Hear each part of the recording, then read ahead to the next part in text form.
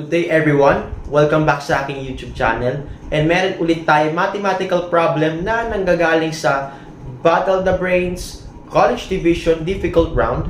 And the question here is, the maximum number of regions on a plane produced by 3 intersection lines is 7.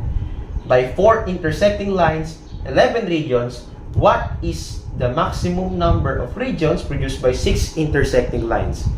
So basically, need natin kunin ang general formula ng maximum number of regions by taking regions as R is equal to N, which means intersecting lines with the quantity of N plus 1 over 2 plus 1. Yan po ang gagamitan natin formula for the rest of this video.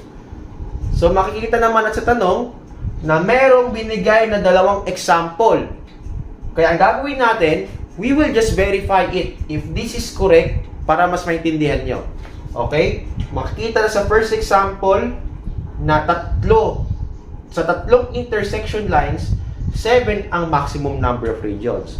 So, tingnan natin.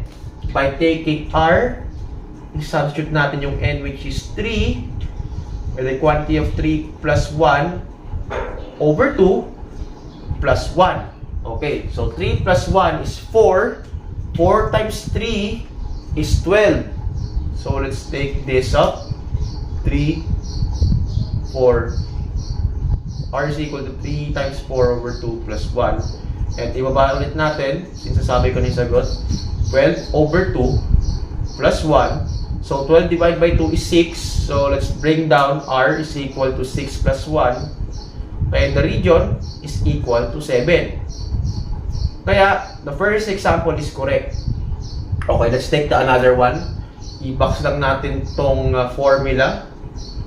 Ayan. So, let's take another one. Ito pala. By 4 intersecting lines, 11 regions ang makuhang maximum number. Okay, by substituting again the N, when taking region is equal to the intersecting line, which is 4. By the quantity of 4 plus 1, over 2 plus 1 as well. Okay, we will just add the parenthesis. R is equal to 4 multiplied by 5 over 2 plus 1, and 4 times 5 is 20 over 2 plus 1. 20 divided by 2 is basically 10. 10 plus 1. Kaya the final answer for this is 11. The maximum number of regions is equal to 11. Kaya the second example as well is correct. Now, what is the maximum number of regions produced by 6 intersecting lines? Okay, maglagay tayo ng harang dito. Yan. Okay? By taking 6 as N. Okay, umpisa muna natin sa R. R is equal to 6. The quantity of 6 plus 1 over 2 plus 1. Okay, add muna natin yung parenthesis. 6 plus 1, 7. So, 6 multiplied by 7 over 2 plus 1. I-multiply naman natin. 6 times 7 is 42 over 2 plus 1. Okay, dugtong naman natin dito. 42 divided by 2. Very good, it's 21.